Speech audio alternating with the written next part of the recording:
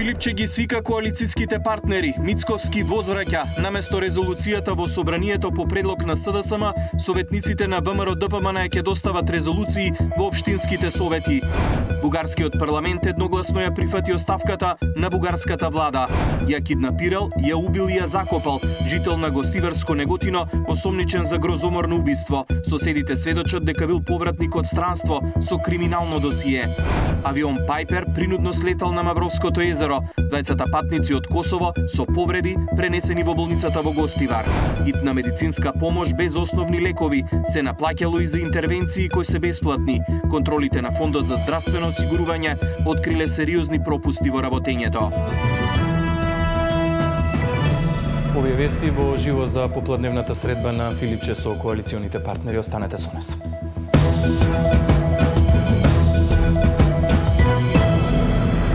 Лидерот на СДСМ Венко Филипче попладнево ги свика на средба представниците на коалицијските партнери. Деталите за средбата ги има колегата Александар Спасовски. Го имаме во живо во овие вести. Александар, предмалку заврши состанокот. За што точно се работи? Дали ова резултат на оној повик кој што вчера го упати лидерот на СДСМ Филипче за обединување во битката за спас на Македонија од мигранти? Да, токму така и Филипче ја толкуваше денешната средба со коалиционите партнери да се обединат за заеднички, како што рече тој, да ја спасат Македонија од мигрантите кои според него владата ги договарала со Велика Британија. Имаме дел од изјавата на опозицијскиот лидер која што ја даде пред некаде 5-10 минути. Сите учесници се согласија дека е огромна опасност за Македонија да се вовлечеме во еден таков модел со кој што мигранти ќе доаѓаат во нашата земја. Еве гледаме дека први мигранти веќе доаѓаат во Косово и во Албанија. Јас сум задоволен и благодарен што сите ја поддржаа предлог резолуцијата за прекинување на овој процес на примање на мигранти и секако дадоа и своји конструктивни предлози. Ги повикувам ВМРО ДПМН, премиерот Мицковски да не молчат, да одговорат на нашите повици, заеднички да подпишеме оваа резолуција и да ја поднесеме и да изгласаме во собранието. Само така ќе бидеме сигурни дека мигранти за пари во Македонија нема да има. Да, Александар, до дона што го слушнавме, Филипче продолжува со неговиот план, но Мицковски предходно одговори со контра предлог. Наместо резолуција во собрание, тој најавува резолуција низ општините. За што точно се работи? Да, Мицковски, како што рече денеска во својата изјава за медиумите, ВМРО ДПМН веќе со стартот на наредната недела преку своите советници во општинските совети низ Македонија ќе предложи, имајќи предвид дека имаат мнозинство во поголемиот дел од советите, веројатно и ќе биде усвоен еден документ со кој што секој од овие општини ќе се обврзе дека нема да прими мигранти на својата територија и дека на неа нема да се градат мигрантски кампови. Имаме дел и од изјавата на Мицковски. Инаку советниците на ВМРО ДПМН во текот на следната недела ќе достават до советите да се гласи еден таков документ со кој што ќе се јасно стави до знаење дека таа е политиката, односно антиемигрантската политика, односно политика која што се бори против нелегалната миграција и генерално таков тип на процеси, дека нема на територијата на тие општини да се создадат такви мигрантски кампови. Инаку Иван Мицковски и денеска ги повтори оние позиции дека доколку опозицијата најде еден мигрант кој што е дел од некаков договор со Британија или како што рече Мицковски било каков друг договор, дека тој е подготвен да ја напушти политиката. Денеска го повика и обвинителството да отвори предмет за, како што рече, ширењето на паника кое што според него го прави Филипче и Социјалдемократскиот сојуз, а би додал уште дека социјалдемократите најавуваат дека оваа нивна, како што тие ја нарекуваат, платформа ќе се шири, како што рече Филипче, во текот на наредните денови тој ќе оствари средба и со невладини организации, очекува да му се приклучат и некои синдикати за, како што рече тој, да ја спасел Македонија од мигранти. Да, ова јасно најавува дека уште долго ќе биде актуелна оваа тема, ќе ја следиме. Александар Спасовски, благодарам за овие информации. оставката на Желјасков ги урива надежите за можен напредок во односите Скопје-Софија. Ќе оди ли Бугарија на нови избори и колку долго може да трае политичката криза? По тема на денот со поранешниот амбасадор во Софија Маријан Ѓорчев.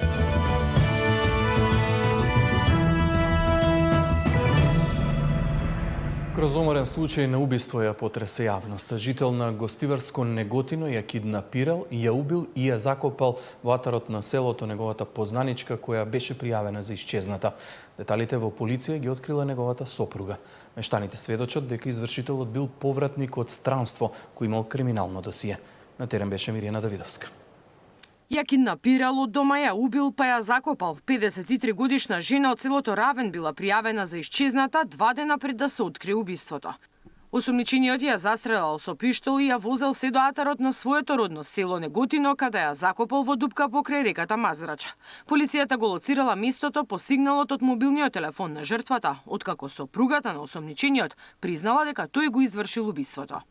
Се работи за лицето СМ 53 годишен од село Неготино, Гостиварско, при што истиот веднаш е лишено слобода и со наредба од судска наредба извршена претез во неговата куќа, каде што била лишена слобода неговата сопруга, која што при службен разговор во полициска станица пријавила дека лицето за по кое се трага, значи е убиено од страна на нејзиниот сопруг и истата посочила и местото каде што била погребана.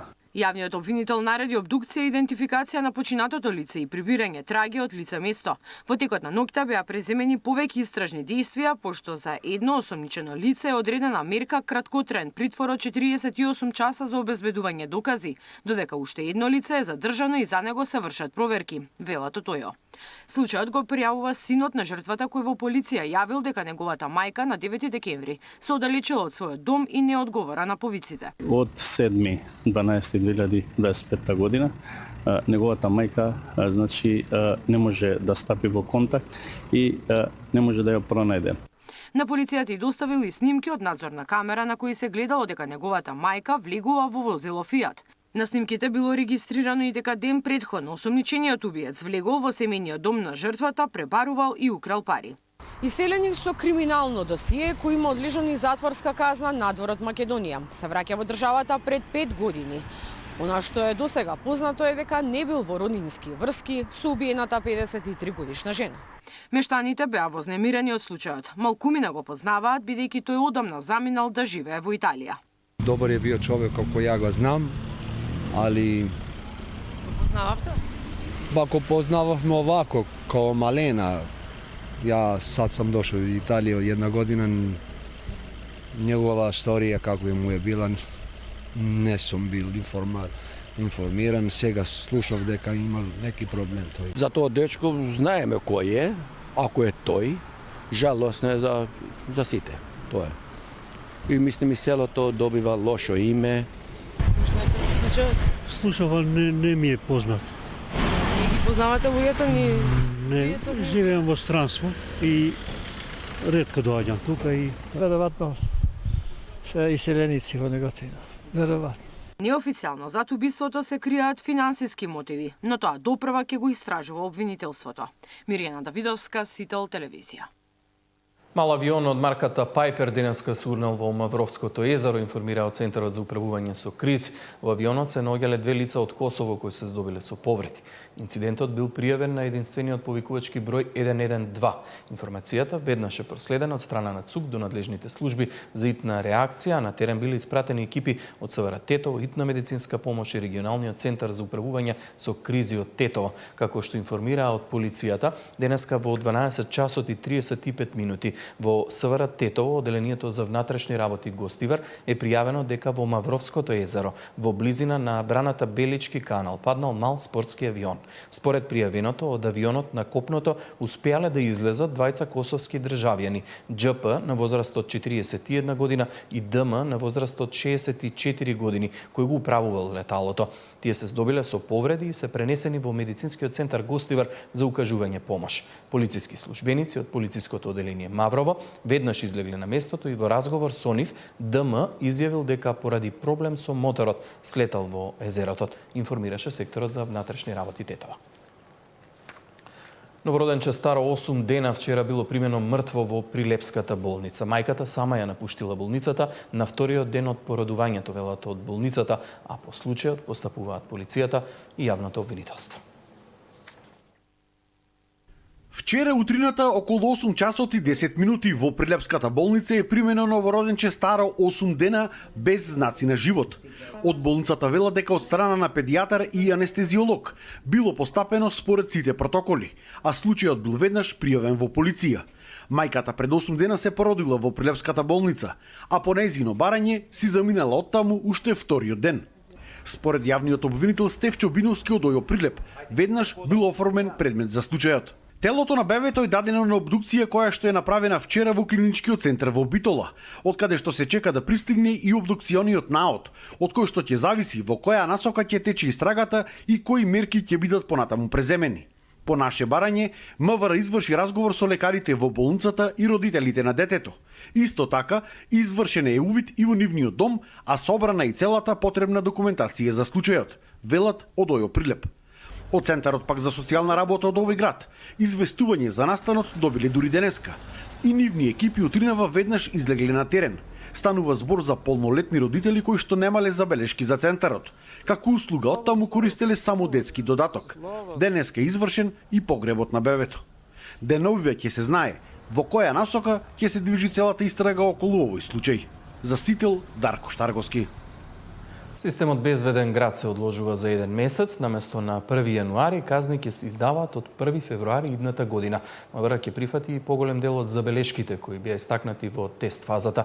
Во меѓувреме, во собранието денеска се и пакетот законски измени кои треба да овозможат целосна функционалност на системот. Safe City официјално ќе стартува од 1 февруари. МВР објави дека системот со казни ќе почне во Скопје, Тетово, Куманово и долж коридорите 8 и 10. Од полицијата појаснуваат дека видеата од камерите ќе се чуваат 30 дена, но материјалите кои ќе покажуваат прекршоци ќе бидат чувани до целосно завршување на постапката за сторениот прекршок, односно додека возачот не ја плати казната или додека судот не му ја одземе возачката дозвола поради покрупен прекршок. МВР и дефинитивно ќе воведе прак на толеранција, но засега без детали. Во тест периодот, надлежните мора да ја проверат неговата прецизност, калибрацијата и целокупниот процес од детекција до документација.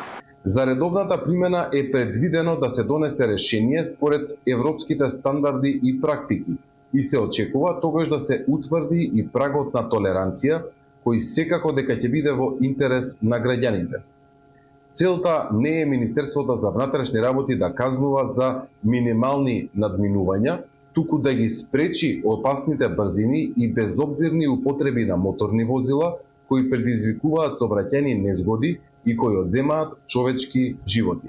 Во меѓувреме, извори од собранието за Сител велат дека денеска ќе биде испратен пакет од закони кои мора да бидат променети за Safe City да може да ја врши својата функција. Станува збор за пакет од 5 закони, од кои за измените во законот за прекршоци потребно е двотретинско мнозинство. Системот во моментот регистрира 3 видови на прекршоци: брзо возење, поминување на црвено и стечени сообраќајни. Кога системот ќе почне да казнува, ќе биде додадено и непрописното запирање и паркирање. Најавите од МВР се дека системот Safe City во иднина ќе продолжи да еволуира, односно да регистрира поголем број видови на прекршоци, но и од безбеден град да стане безбедна држава. Сепак, за сега нема детали што се ќе следат камерите за автоматска регистрација на регистарски таблички. Даниел Василев, Сител телевизија. Служба за итна медицинска помош работела без основни лекови. Во друга се наплаќало и за интервенции кои се бесплатни. Контролите на Фондот за здравствено осигурување откриле сериозни пропусти во работењето. Итна медицинска помош од внатрешноста нема ниту ампули за болка. Фондот за здравствено осигурување при контролите констатирал дека лековите што ги поседува оваа установа се под минимумот за да функционираат како брза помош. Во друг град иста ваква служба го немала неопходниот тим за работа, а имало и таква која наплатувала од пациенти иако не било законски. За проценки каде што сметале дека таа услуга транспорт, например, да кажеме, до здравствено установа што не била спрема параметрите, индикациите е било направено. А во моментот не би ги менувал здравствените установи каде што се востановени овие недостатоци со наплатите до објавување конечно на извештаите. Под лупа на фондовските контроли биле и 26 здравствени установи за платите и дежурствата. Откриле дека двајца директори на скопски клиники незаконски си ја зголемиле платата и тоа за 10%. Во други исплаќале додатоци и за смени и за дежурства.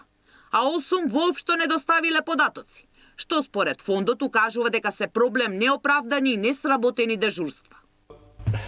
Значи на сите им упатуваме бајање да извршат поврат на незаконски сплатените средства. Дел од следната кон тоа ќе биде да видиме дали постапили. Освен за контролите во јавни здравствени установи, фондот се пофали дека по извршениот мониторинг на државни институции за оваа година, од страна на Агенцијата за заштита на правото до слободен пристап на информации, фондот е на прво место по транспарентноста. Сања Димитровска, Сител телевизија.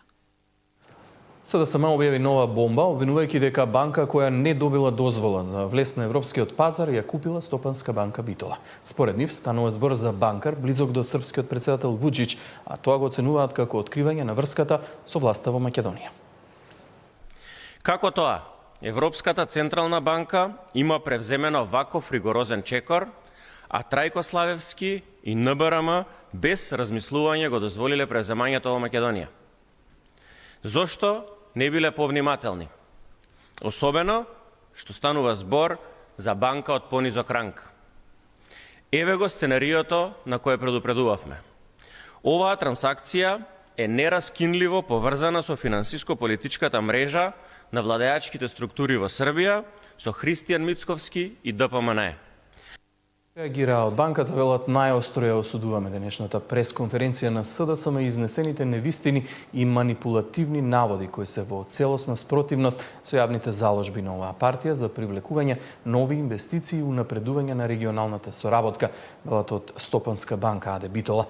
Зачудувачки е што токму СДСМ, партија која претендира да биде сериозен политички фактор, си дозволува да пласира неосновани и неточни информации за субјект од банкарскиот сектор, со што внесува несигурност во банкарскиот систем, а со тоа директно ја доведува во прашање сопствената политичка одговорност и кредибилитет. Дополнително, зачудувачки е тоа што СДСМ ги изнесува истите ставови кои во изминатиот период ги застапуваше нивниот долгогодишен политички партнер Дуи, велат од банката. Алта банка АД Белград е една од најзначајните членки на Алта групацијата и една од најиновативните финансиски институции во Србија. Таа е значаен финансиски актер која покрај инвестицијата во Македонија бележи неколку веќе реализирани инвестиции во регионот. Алта банка во континуитет има исклучителни деловни резултати и силен раст, а во 2024 година доби награда за најбрзо растечка и најиновативна банка во Република Србија. Стопанска банка АД Битола е горда што добива сериозен и стабилен стратешки партнер, што представува позитивен чекор за банкарскиот сектор и за економијата во целина. Доколку СДСМ јавно не се извини за изнесените невистини и дезинформации, ќе бидат преземени сите соодветни правни и институционални чекори за заштита на угледот и интегритетот на банката, велат во реакцијата. Стручната јавност е изненадена од предлогот на Собраниската комисија за избори и именувања, која за нов член на Судскиот совет предложи полициски инспектор. Велат загрижувачки е што Собранието продолжува да предлага кандидати по старите критериуми за истакнат правник, иако новиот закон за Судски совет е веќе во собраниска процедура. Полицискиот инспектор од СВР Тетово Альбан Кадриу, кој е предложен за член на Судскиот совет, предизвика реакции кај стручната јавност. Невладините од групата за реформи во правосудството се изненадени што предлогот доаѓа кога во собранието е веќе почната постапката за донесување на новиот закон за Судски совет, кој предвидува построги критериуми за избор на член на советот од редот на истакнати правници. Апелираат до собранието прво да го донесе законот, па потоа да се пополни испразнетото место во Судски. Одолговлекувањето на постапката за донесување на законот и притоа сега избрзувањето на собранието со избор на член по старите критериуми практично го оддава тој впечаток на недостиг на волја и доследност во имплементацијата на реформите, бидејќи може да се оддаде впечаток дека на овој начин практично се заобиколуваат оние нови заострени механизми и целата таа потранспарентна постапка која треба да биде спроведена за ваквиот избор. Полицискиот инспектор Кадриу за нов член на судски го предложи Собраниската комисија за избори и именувањата. Местото во Советот е резервирано за етничките заедници кои се над 20% во државата. Критериум е кандидатот да биде истакнат правник. Во биографијата на Кадриу пишува дека студирал на Универзитетот на Југоисточна Европа во Тетово. Со успех го положил правосудниот испит. Работи во СВР Тетово, а моментално спремал и докторат. Тој треба да седне на местото на Селим Адеми, кој беше предложен од Собранието, а денеска му заврши и вториот 6-годишен мандат. Ви кажувам да работите согласно вашите убедувања, согласно законот, да не навлегувате во перцепцијата на јавноста. Од судски заминува и Весна Дамева, која како истакнат правник влезе во Советот по предлог на поранешниот председател на државата Пендаровски. Актуелната председателка пак веќе најави дека нов член на Советот ќе предложи откако ќе биде донесен законот за судски. Со него истакнат правник ќе се смета кандидатот кој има најмалку 15 години работно искуство во правната професија, минимум 3 препораки од универзитетски професори, адвокат или уставен судија. Зоран Јаневски, Сител телевизија. Загрижувачки информации открива последната анкета на МЦМС. 45% од граѓаните велат дека би дале подкуп, ако тоа е единствениот начин да си го решат проблемот. На нешто повеќе од пола милион граѓани во Македонија оваа година им бил побаран подкуп, а 448.000 навистина дале подкуп. Новото истражување на МЦМС покажува дека корупцијата се подлабоко е вградена во системот, а граѓаните се поподготвени да ја прифатат како нормална работа. Паралелно со тоа расте и подготвеноста за корупција. 45% од граѓаните велат дека би дале подкуп, ако тоа е единствениот начин да си го решат проблемот, додека само 26% остануваат цврсто против, без разлика на околностите. Сепак најзагрижувачки според истражувањето е фактот што корупцијата речиси да не се санкционира. Оваа бројка ќе ја земеме и ќе префрлиме на тоа колкав е бројот на лица кои што биле осудени во 2024 година за кривични дела поврзани со злоупотреба на службената положба и подкуп, што во оваа конкретна година е 73 лица. Доаѓаме до најголемиот пораст на ефикасноста и неефективноста на институциите. Денес за 677.000 граѓани подкупот е прифатлив начин на функционирање, бројка што значително се разликува од пред 2 години, кога 2/3 од населението го осудува секој коруптивен чин. Општата перцепција кај граѓаните пак, односно 69%, е дека повеќето службеници се корумпирани. На врвот на листата се судиите, обвинителите и полицијата. Кога станува збор пак за кој може најмногу да се избори со корупцијата, граѓаните најмногу веруваат во МВР, односно 50,3%, а веднаш зад него е владата со 47,4%. Само 2,8% од граѓаните имаат целосна доверба во судовите. МВР како такво секогаш традиционално е високо на скалилото на доверба кај граѓаните и мораме тоа да признаеме дека на многу едноставна причина, бидејќи секој еден граѓанин прва линија на одбрана, односно на отпорен е местото каде што ќе се обрати е Министерството за внатрешни работи. Мораме да имаме во предвид тука кога станува збори за владата дека одредени поместување има со самото тоа што станува збор во моментот на мерење на релативно нова влада во која што има очекување од граѓаните многу поголеми дека навистина ќе се бори со корупцијата. Оваа година најголем дел од граѓаните сметаат дека желбата за лично богатење на оние на власт е главен поттикнувач на корупцијата.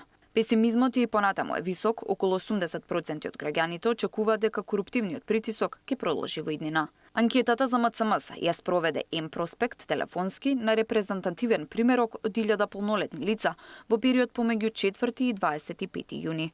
Тамара Дичевска, Сител телевизија. Полицијата и обвинителството за гонење на организиран криминал и корупција разбија група која од февруари нелегално организирала коцкање на повеќе локации во Скопје. Приведени се 8 лица. Разбиена група која организирала нелегално коцкање во Скопје. При претрес на повеќе локации, полицијата пронашла маси за покер, карти и чипови, голема сума на пари, возила и дрога. На едно од местата биле затекнати и 14 играчи. Обвинителството за гонење организиран криминал отвори 2 истраги против купно 8 луѓе. Во првата постапка се опфатени 6 мина. Групата без дозвола од февруари до вчера организирала коцкање на 3 локации во Скопје.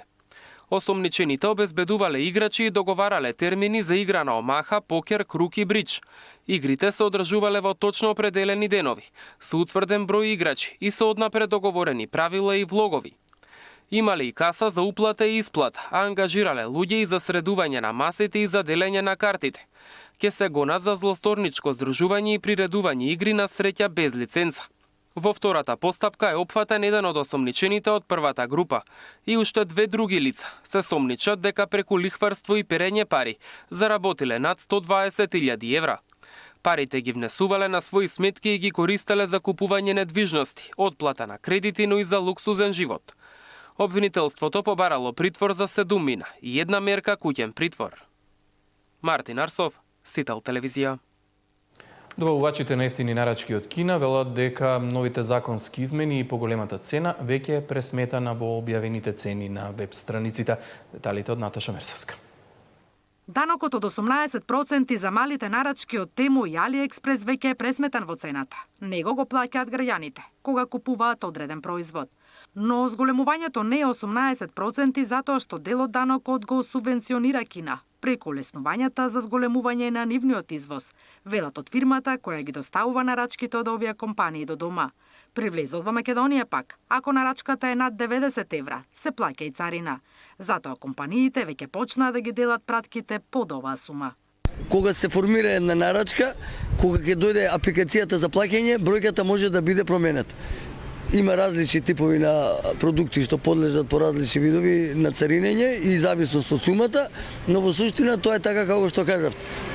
Нема да биде ништо посебно додаток, граѓаните не треба да се плашат дека ќе треба да додат во царина или други активности да преземат, туку ќе биде вградено во самата цена која ќе платат преку страницата. Законот за плаќање ДДВ од 18% за нарачките до 22 евра, кои претходно беа ослободени, стапија на сила во декември. Од финансии тогаш тврдеа дека трошокот за ДДВ нема да падне на товар на граѓаните, туку ќе биде обврска на шпедитерите.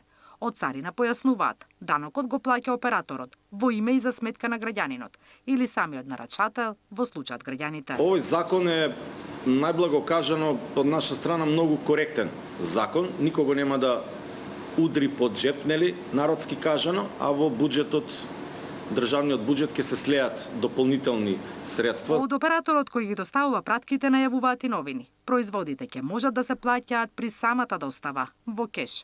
Бидејќи целиот регион ќе оди по таков систем, во Балканот се уште кешот доминира и тоа е таква ситуација жалосна. Ако побрзаме со овие нови работи што ги прават електронски, фискални и така натаму, можно е да падне бројот. И треба да се поевтинат сервисите за плаќање со картичка и други инструменти, за да и компаниите и граѓаните се охрабрат полесно да применуваат електронско плаќање. Целта на новиот закон беше да се зајакне домашната економија. Во буџетот се очекува секој месец по овој основ да се слеат по 65.000 евра. Наташа Мерсовска, Сител телевизија.